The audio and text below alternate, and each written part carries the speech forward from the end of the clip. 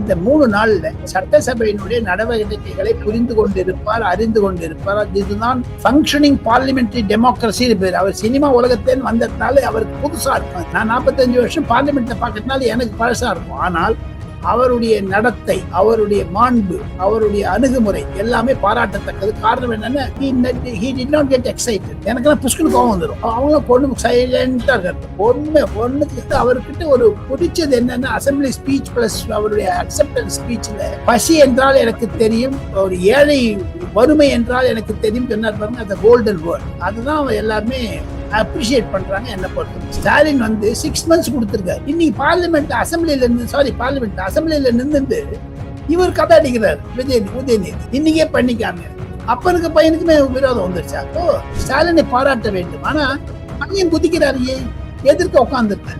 ஒரு பையன் என்னன்னா ரெட் ஜெயண்ட் ஏதாவது அடிச்சுடுவார். அது பக்கத்துல உட்காந்துருப்பாரு KN நேரு. அவரை இன்னும் ஒரு 10 நாள் அரெஸ்ட் பண்றாங்க. அதெல்லாம் தெரிஞ்சுக்கணும் இல்ல. நிச்சயம் ஒரு அரெஸ்ட் நீங்க அவன்கிட்ட இருக்குது பாருங்க. லயோலா காலேஜ்ல ஒன்னா படிச்சாங்கன்னு சொல்றாங்க.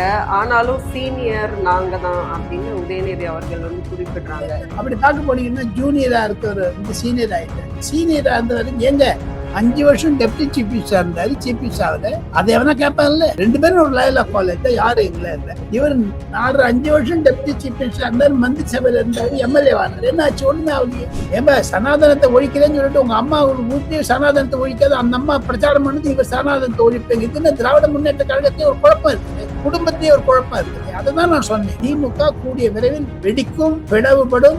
Wait and watch. இப்போ ஏடிஎம்கே காரணங்கள்லாம் வீட்டுக்கு போனான்னா அவங்க அஷ்யூர் பண்ணிருக்காங்களே. இல்ல 144 எப்படி வந்திருக்கும்? ஒன்னே ஒண்ணு சொல்றேன், 3 நாள் கவர்னர் கொடுத்தாரு டைம். 10 நாள் கொடுத்திருந்தாரு 230 நாள் வந்திருக்கும் விஜய்க்கு. அப்ப என்ன பண்ண போறீங்க? நியூஸின் நேயர்களுக்கு வணக்கம். இன்றைக்கு நேர்காணல்ல நம்ம கூட இணைஞ்சிருக்காங்க மூத்த பத்திரிகையாளர் திரு டெல்லி ராஜகோபாலன் அவர்கள். நிறைய கேள்விகள் கேட்க போறோம், வாங்க பேசலாம்.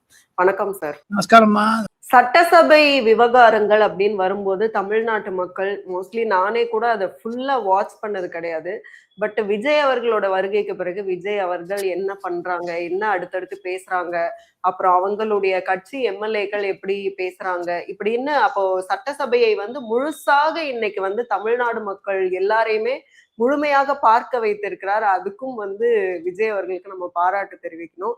இன்னொன்னு, அவர் கொண்டு வந்த விஷயங்கள் அப்படின்னு நடவடிக்கைகள் அப்படின்னு பார்த்தோம்னா, சோஃபார் மதுக்கடைகளை மூட உத்தரவு அப்படின்னு சொல்லி அந்த 717 கடைகள்னு நினைக்கிறேன். அது கோயில் பக்கத்துல இருக்கிறது, அதுக்கப்புறம் பள்ளி கல்லூரிகள் பக்கத்துல இருக்கிறதெல்லாம் க்ளோஸ் பண்ணணும்னு அந்த இனிஷியலாக ஒரு உத்தரவை அவர் சொல்லியிருக்காரு.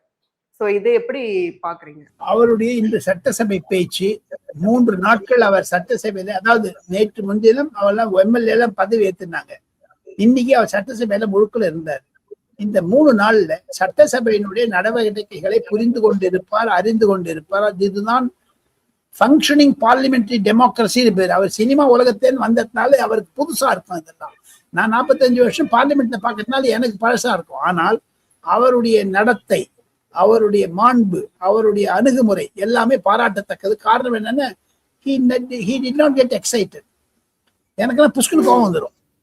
அவங்களும் பொண்ணு சைலண்டா இருக்காரு. ஒண்ணுக்கு கரூர் விஷயத்துக்கு அப்புறம் 1 மாசம் மௌனமா இருந்த ஒரே ஆளு விஜய். எங்க வீட்டுல ஒண்ணு இல்லைம்மா, இந்த கண்ணாடி கூட கீழே விழுந்துச்சுன்னு வச்சுங்க, டென்ஷன் ஆயிரும். கண்ணாடி உடஞ்சிச்சோ, அதுக்கு என்ன ஆகும், பொண்ணு அவனை திட்டுறது இவரை திட்டுறதுலாம் ஆரம்பிச்சிடும். அவருக்கு அந்த எதுவா இருந்தாலும் அன்அஸ்யூமிங்கா இருக்காரு, அன்பர்டப்டா இருக்காரு. அது எதுக்கு காரணம்? தாய் தந்தை வளர்த்த விதம், அவருடைய நேச்சர். இல்ல அப்படின்னா இவ்வளவு பெரிய ஒரு ஸ்டேட்டஸ்க்கு 2000 கோடி நான் வருஷத்துக்கு சம்பாதிக்கிறேன், அதை விட்டுட்டு உங்களுக்கு சேவை பண்ண வரேன்னு பாருங்க. அதுதான்.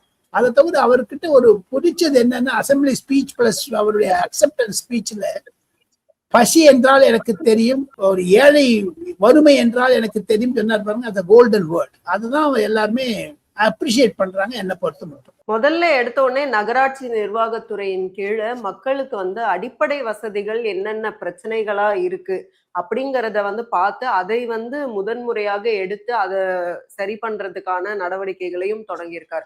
அப்போ மக்கள் எல்லாருக்குமே இன்னைக்கு ஃப்ரீ, அதாவது ஃப்ரீ பஸ் வந்தவொடனே விடல அப்படின்னு சொல்லி எதிர்கட்சி தலைவர் அவர்கள் விமர்சனம் வைக்கிறாங்க. ஆனா மக்கள் எல்லாருக்குமே தேவையானதுங்கிறது அந்த பேசிக் நீட்ஸே இன்னும் நிறைய இடங்கள்ல நிறைய பேருக்கு கிடைக்கல. அப்போ இது அப்போ ஃப்ரீ பஸ் அப்படிங்கறதுல கான்சென்ட்ரேட் பண்ணாம இதுல கான்சென்ட்ரேட் பண்றதுங்கிறது அந்த ரேஷியோ எப்படி போய் சேரும்?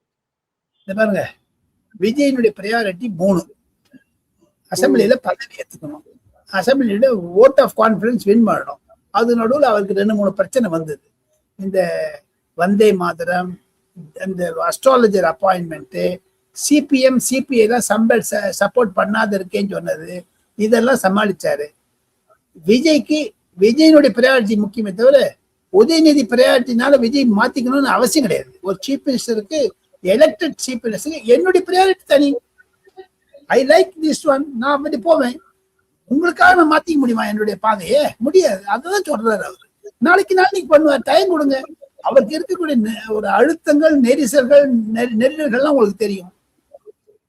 விஜய் உதயநிதி பேசிட்டதுனால ரியாக்ட் பண்ணணும்னு கிடையாதுங்கப்பா. 10 பேர் பேசுவாங்க, நான் கூட ஒரு 10 பேசுவேன். அதுக்காக எனக்கு ராஜகோபாலுக்காக நீ வந்து ரியாக்ட் பண்ணணும்னு சொன்னா அன்பிகமிங் ஆஃப் ஜேர்னலிஸ்ட். என்னை பொறுத்து மட்டும் அவர் பண்ணிட்டு வராரு. மெதுதான் 6 மாசம் என் அப்பா டைம் கொடுத்தாரு, பையன் என்னைக்கு பண்ணுங்க அது சொல்லுங்களேன். ஸ்டாலின் வந்து 6 months கொடுத்துருக்காரு. இன்னைக்கு அசம்பிளியில நின்றுட்டு இவர் கதை அடிக்கிறாரு உதயநிதி. இன்னைக்கே பண்ணிக்காம அப்பனுக்கு பையனுக்குமே விரோதம் வந்துருச்சா? அப்போ ஒரு அரசியல்னா ஒரு ஆளுங்கட்சினா 6 மாதம் கழித்துதான் விமர்சனங்களை முன்வைக்கணும் அப்படின்னு கூட சொல்றாங்களே, அப்படிதான் நடைமுறைகள் இருந்திருக்குதா? இப்ப வந்து விஜய் அவர்கள் வந்தோடனே எடுத்தோடனே விமர்சனம் அப்படிலாம் நிறைய பேர் சொல்றாங்க. அதனுடைய காரணம் என்னன்னா 2-3 காரணம். ஐயா காமராஜ் அவர்கள் முதலமைச்சராக ஆறுவதற்கு பின்னாடி 1974 நான் சொல்றேங்க. அப்ப ஐயா காமராஜரை நான் பார்த்தேன். தினமணியினுடைய தமிழ் நிருபராக, மெயில் என்று ஆங்கில பத்திரிகை நிருபராக இருந்தேன். தம்பி 6 மாசம் கழிச்சு பார்க்கலாம், நான் நடைபயணம் போறேன்னு வருது. எதுவா இருந்தாலும் ஒரு 6 months கொடுத்து பாருங்க. இப்ப தமிழோட பேசுனா 6 months அந்த மாதிரி பாருங்க எப்படி நடக்குதுன்னு, அப்ப தெரிஞ்சுக்கலான்னு. அந்த 6 months அப்போ அவர்கிட்ட வந்தது தவிர, ஜென்ரலாவே பாலிட்டிஷியன் நீங்க செட்டில் ஆகிறதுக்கு 6 months ஆகும். நீங்க ஒரு வீட்டுக்கு போறீங்க, புது வீடு வாங்கிட்டு போறீங்க. உங்க வீட்டுல 3 ரூம் இருக்குது. இந்த இடத்துல இந்த கண்ணாடி போடணும், அந்த இடத்துல வந்து ஃப்ரேம் போடணும் அப்படிலாம் திங்க் பண்றதுக்கு, செட்டில் ஆகிறதுக்கு 3-4 மாசம் 6 மாசம். பிரைவேட் மூவ்மெண்ட்ல எடுக்கும்போது அரசாங்கத்துக்கு 6 months தான் ஜென்ரலா எல்லாருமே கொடுப்பாங்க. 6 மாத காலம். அப்பதான் ஒரு சர்னிங் ப்ராசஸ் ஆரம்பிக்கும். தப்பு நடக்கிறதோ நல்லது நடக்கிறதோ 6 மாசத்துக்குள்ள உங்களுடைய ஒரு அடையாளம் தெரிஞ்சிடுவாங்க ஜனங்க. அதுக்காக தான் 6 months சொன்னாரு ஸ்டாலினை பாராட்ட வேண்டும். ஆனா பையன் குதிக்கிறாரு, எதிர்க்க உட்கார்ந்துருக்காரு. அவருக்கு பயம் என்னன்னா ரெட் ஜெயண்ட் எதாவது அடிச்சிடுவாரோன்ற பயம். இன்ப நிதியை வந்து எதாவது பண்ண முடியுமா பயம். அது பக்கத்துல உட்கார்ந்து KN நேரு, அவரை இன்னும் ஒரு 10 நாள் அரெஸ்ட் பண்ணுவாங்க. அதெல்லாம் தெரிஞ்சுக்கணும் இல்ல. நிச்சயம் ஒரு அரஸ்ட் நீங்க அவர்கிட்ட இருக்குது பாருங்க. 5 காலேஜ்ல ஒன்னா படிச்சாங்கன்னு சொல்றாங்க. ஆனாலும் சீனியர் நாங்க தான் அப்படின்னு உதயநிதி அவர்கள் வந்து குறிப்பிடுறாங்க. சீனியர் அப்படின்னா கூட ஒரு 2 வருஷங்கள்ல கட்சி ஆரம்பிச்சு அதுக்கப்புறம் எடுப்புல முதல் தேர்தலே வந்து அவர் இவ்வளோ சீட்ஸ் வந்து வின் பண்ணியிருக்கிறது வரலாறு. அப்படி இருக்கும்போது இது வந்து கொஞ்சம் ஒரு முரணா இருக்குல்ல.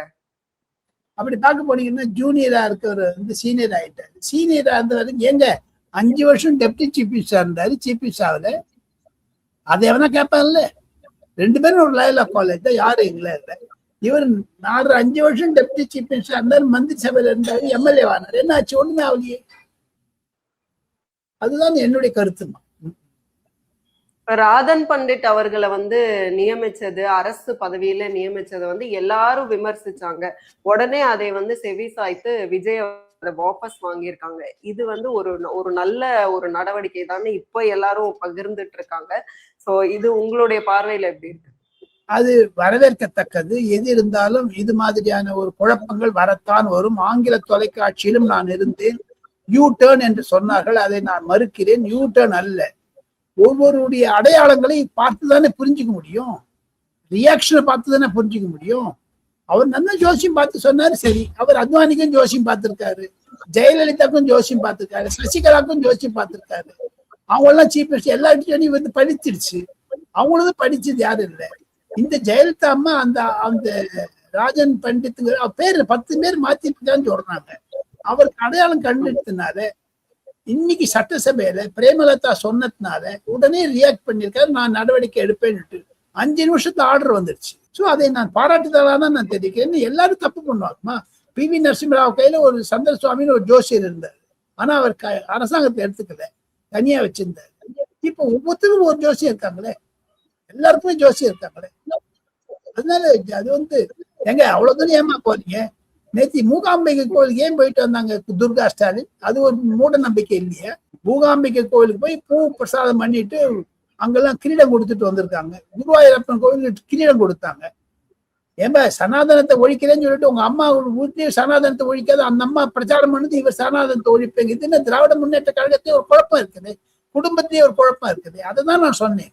திமுக கூடிய விரைவில் வெடிக்கும், பிளவுபடும், வெயிட் அண்ட் வாட்ச். அதிமுக இருந்த அவல நிலை, அம்மையார் ஜெயலலிதா மறைந்ததற்கு இருந்த அவல நிலை, ஐயா கருணாநிதி மறைந்த பிறகு திமுகவில் 2026, 27, 28 3 வருடங்களும் மிக மிக இன்னல்களான வருடமாகத்தான் இருக்கும். அது இன்று உதயநிதி பேச்சிலிருந்து விஜய் புரிந்திருப்பதாக நான் நினைக்கிறேன். இன்னொரு ஒரு முக்கியமான குற்றச்சாட்டு உதயநிதி அவர்களோடது. அது என்னன்னா, அதிமுகவை ஊழல் சக்தி அப்படின்னு சொல்லிட்டு விமர்சிச்சிருந்தாரு விஜய் அவர்கள். ஆனா அந்த கட்சி இப்போ பிளவுபட்டு 2 அணிகளாக பிரிஞ்சிருக்கும் போது, அப்போ CV சண்முகம் அவர்கள் தலைமையில ஒரு அணி இருக்கு, அவங்கள போயிட்டு விஜய் மீட் பண்றாரு. அப்ப இது என்ன மீனிங்? இது எப்படி தூய சக்தியா இருக்கும்? அதுலயே அவர் எடப்பாடி பழனிசாமி மீட் பண்ணணும்னு வேற சொல்றாரு. நேத்தி திருமாவளவன் சொல்றாரு எடப்பாடி பழனிசாமி மீட் பண்ணணும்னாரு. ஆக மொத்தம் அவர் மீட் பண்ணாது தமிழக அரசியல் ஒரு நூதனமான முறை. அவர் மீட் பண்ணலன்னு சொல்லுவாங்க. மீட் பண்ணிட்டு காமெண்ட்ஸ் இருக்கும்.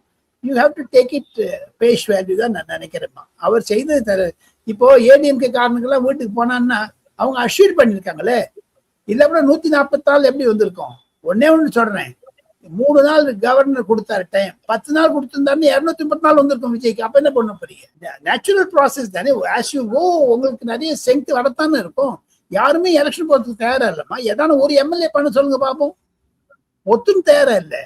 அவன் மொத்த டோட்டல் எக்ஸ்பெண்டிச்சர் ஒரு 25,000 30,000 கோடியா இருக்குது. எல்லா கட்சியும் சேர்ந்து திருப்பி அவன் செலவழிக்கிறதுக்கு பயப்படுவாங்க.